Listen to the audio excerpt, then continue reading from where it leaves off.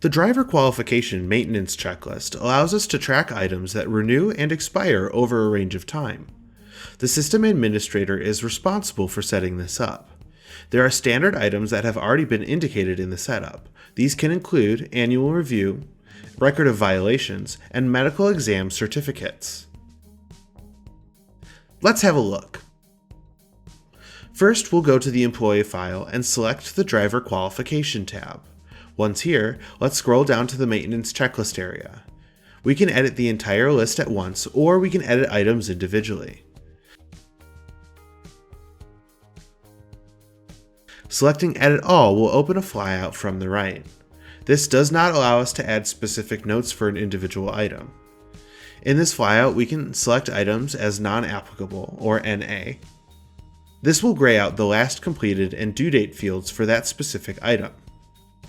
We also might not be able to select an item as NA, as indicated by a grayed out toggle. This means the system administrator has set this as a required field and cannot be marked as non-applicable. The last completed field is for the last processed date. The due date field is for the next time this item is due. Most system administrators will set this up to autofill based on how frequently this item needs to be renewed. If it does not autofill, we are still able to enter in a date.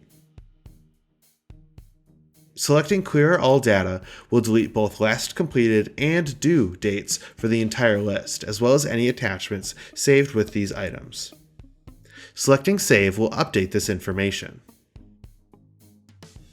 If we want to edit an item individually, we can hover over the item and click on the pencil icon.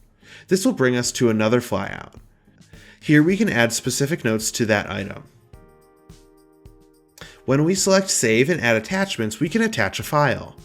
We can easily drag and drop attachments into the box, or we can click within the dotted line to browse for the file on your device. There may be situations where the checklist item might not apply to a group of employees and instead only to an individual. We can click on Add New at the top of the checklist area to add our own item. Once we have saved this new item, it would then be added to the checklist area.